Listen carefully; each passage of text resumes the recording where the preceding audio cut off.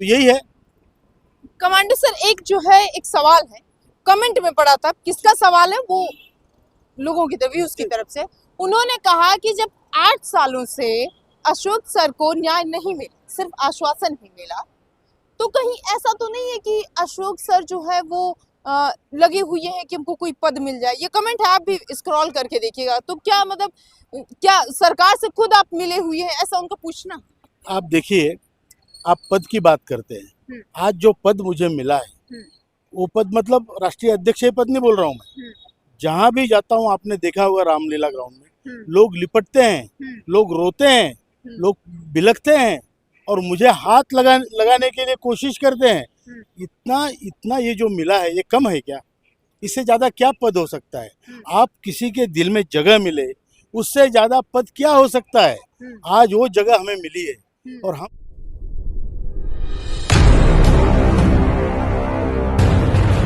आप देख रहे हैं मिनी संसद और मैं हूं प्रिया। आपको बता दें, अभी तक ईपीएस 95 के लिए जो मांग थी वो लगातार यहाँ जंतर मंतर पर टिकी हुई थी और कह रहे थे हम यहाँ से तभी हटेंगे जब हमारे ईपीएस 95 में बढ़ोतरी हो जाएगी।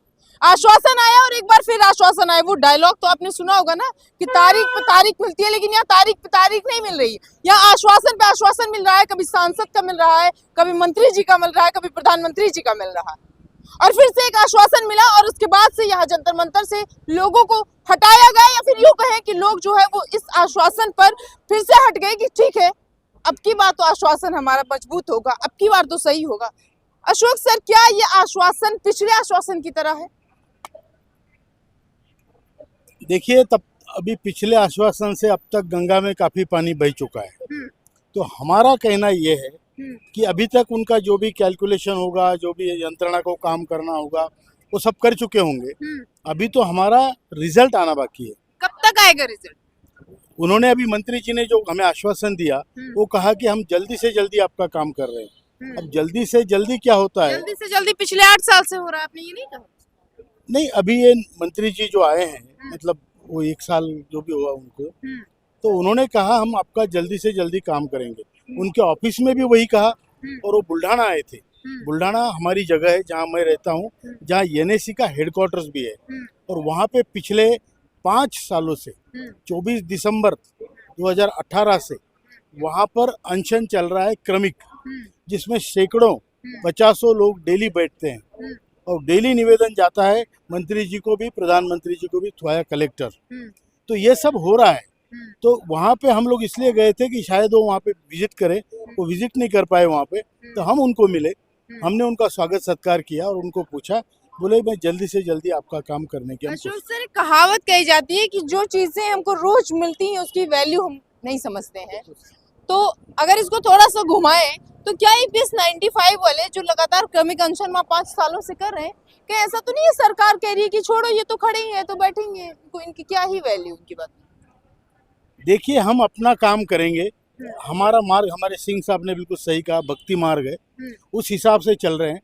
अब भगवान को दया आनी चाहिए भक्तों की।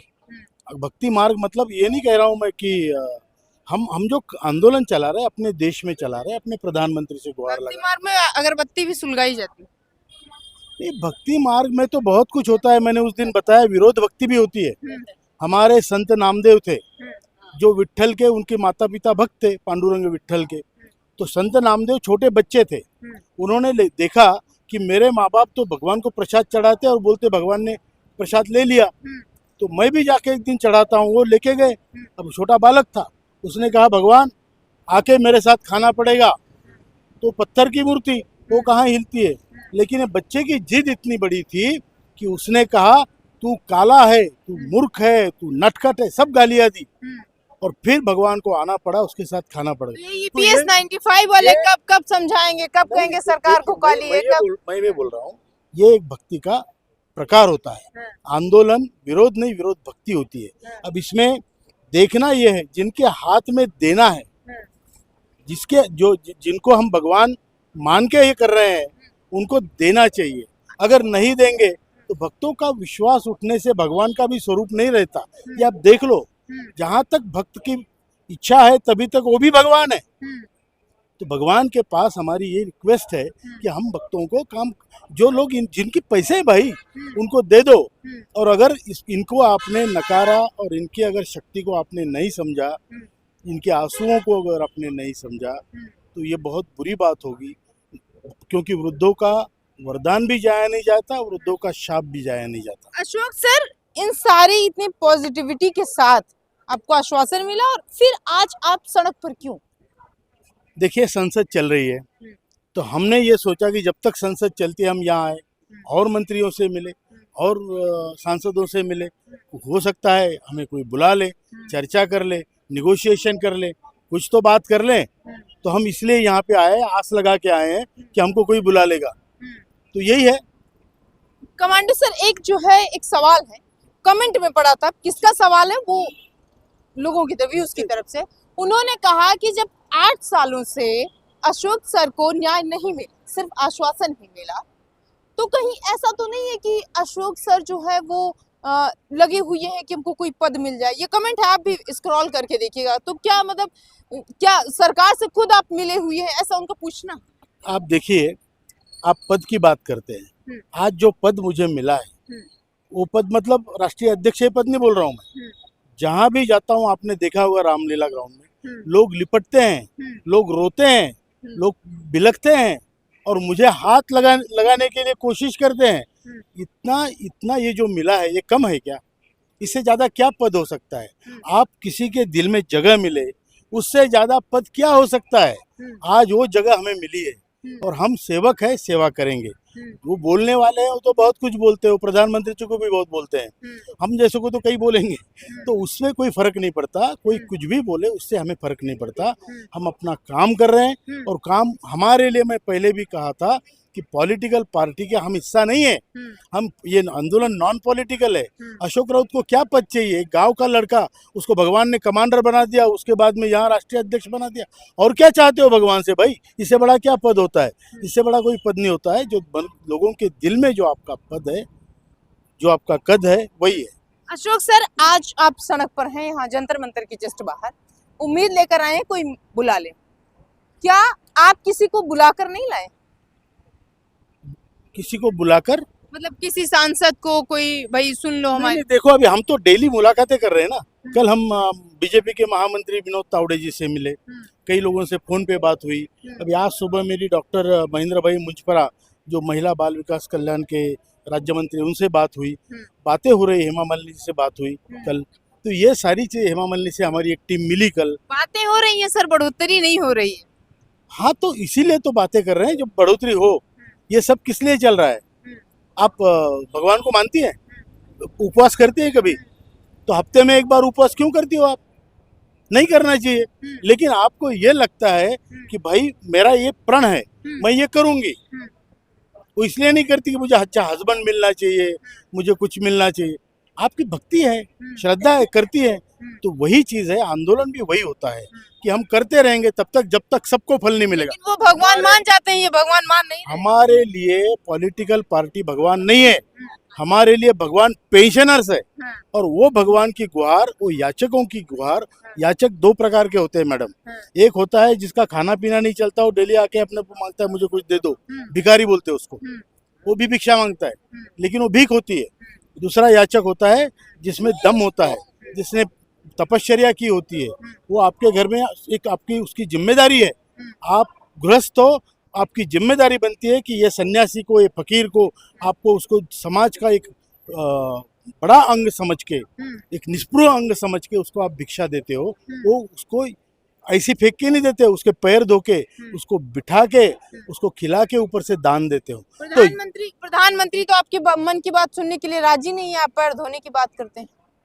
अरे क्यों राजी क्यों नहीं होंगे भाई? राजी होना है उनको, डाउट नहीं है हमें। हमें अपने ऊपर डाउट नहीं है, हमें उनके ऊपर भी डाउट नहीं है। समय का चक्र है, जल्दी सुलझ जाएगा। मैं बताता हूँ, बूढ़ों का श्राप जाया नहीं जाता और बूढ़े का आशीर्वाद भी जाया नहीं जाता। अच्छा, बूढ़े श्राप किसको देंगे और आशीर्वाद किसको देंगे? बूढ़ों की ताकत को आप अभी तक नहीं समझ रही। आप हमारे साथ पिछले 10 दिन से है, मैं बता रहा हूँ। 75 लाख रिटायर्ड लोग हैं, उनकी पत्नियां हैं 1.5 करोड़। उसके बाद 7.5 करोड़ लोग आज कार्यरत है, उनके परिवार है, इनके भी परिवार है, तो ये श्राप नहीं दे सकते लोकतंत्र में? दे सकते हैं। दे देंगे, प्रधानमंत्री को श्राप दे देंगे। देखिए, समय के सामने कोई बड़ा नहीं होता। प्रधानमंत्री हमारे आदरणीय है, हम तो विश्वास है कि हमारा वो आशीर्वाद लेंगे, इन लोगों का वो आशीर्वाद लेंगे, और जरूरत पड़ी तो फिर शाप भी देना पड़ेगा। अच्छा, इतने सारे लोग ये EPS 95 के इतने सारे लोग इकट्ठा होते हैं और आज कुछ महज 10-12 लोग ही हैं, तो क्या आप एक रणनीति बना रहे हैं कि पहले 10-12 लोग चलेंगे, उसके बाद पीछे और सारे, क्योंकि लोग पीछे आपके बहुत सारे हैं, तो उसके बाद प्रधानमंत्री को आशीर्वाद या श्राप देंगे? ये सिलसिला 10-12 लोगों से शुरू हुआ, कब तक जाएगा फिर? नहीं, ऐसा नहीं है। हमने इस बार आपके सामने वहाँ अनाउंस किया था कि 31 दिसंबर तक आंदोलन स्थगित है। आंदोलन को स्थगिति देने के बाद हम श्रम मंत्री जी को महोदय को मिलने हम बुल्ढाना गए। नए साल पर नया आश्वासन कि नए EPS में? सुनिए पूरी बात करने दीजिए। फिर वहाँ से यहाँ आए, हम लोग अभी अपनी एक प्रकार से बोलते हैं उसको पॉलिटिकल लैंग्वेज में लॉबिंग, मतलब अलग अलग लोगों से मिलना, अलग अलग लोगों से अपनी बात कहना, उनसे प्रधानमंत्री जी को कहलवाना, प्रेशर बनाना, ये काम हम अभी कर रहे हैं। इसलिए भारत में हमारे जो शीर्ष नेता है उनको हमने दिल्ली बुलाया है, बाकी लोगों को नहीं बुलाया। आज सुबह वहाँ पे रामलीला ग्राउंड में हमारी मीटिंग हुई, वहाँ कुछ स्ट्रैटेजी तय हुई, उसके बारे में मैं यहाँ कुछ नहीं कहूँगा। और उसके बाद अभी हम लोग आपसे मिलने जंतर मंतर पर आए, हमारी बात आप ही पहुँचा सकते हैं, सरकार तक भी, लोगों तक भी, हमारे लोगों तक भी। तो ये सारा करने के बाद अभी बाद में 31 दिसंबर तक अगर हमें कोई बुलाता नहीं है, हमारे ऊपर कोई निर्णय नहीं होता, तो फिर हमको रीग्रुप होना पड़ेगा, फिर हम आंदोलन छेड़ेंगे। बता के छेड़ेंगे, छुप के क्यों छेड़ेंगे भाई? अच्छा अशोक सर, नए साल पर नई रणनीति, नई सरकार, नई पेंशन की जो है एक फिर से उम्मीद की सब वही पुरानी? नए साल में तो हमें पेंशन मिलेगी इसी साल में। नया आश्वासन? नहीं, पेंशन मिलेगी, क्यों नहीं मिलेगी? आप निगेटिव क्यों सोचते हो? पेंशन मिलेगी। प्रधानमंत्री जी ने कहा है, वित्त मंत्री, श्रम सचिव जी, अपने श्रम मंत्री जी ने कहा है, बुल्ढाना में भी कहा है, यहाँ बुला के भी कहा है। तो आप निगेटिव मत सोचिए। इसी साल, इसी सत्र में या 1-2 दिन इधर उधर हमारा काम होगा, हम यहाँ से जीत के जाएंगे। सभी लोगों के चेहरे पे खुशी होगी और सभी लोग बोलेंगे कि मोदी जी ने जो कहा था वो करके दिखाया। मोदी की गारंटी है, मोदी जी की गारंटी? मोदी जी की गारंटी है। ठीक, मोदी जी की गारंटी है। और नए साल पर अब सर का कहना है, बेसिकली अशोक सर का, कि नए साल पर नया आश्वासन हमको नहीं मिलेगा, हमको हमारी पुरानी जो EPS 95 है उसके पेंशन में जो है वो बढ़ोतरी मिलेगी। और इतने दिन से जिस तरीके से हम यहाँ पर लगे रहे, प्रधानमंत्री से हमने उम्मीद रखी, उन सारे उम्मीदों पर प्रधानमंत्री खरा उतरेंगे, ये अशोक सर का कहना है। अब देखने की बात ये है, क्या इनकी उम्मीद वही रहती है या नए साल पर एक नई उम्मीद इनको जगानी पड़ेगी?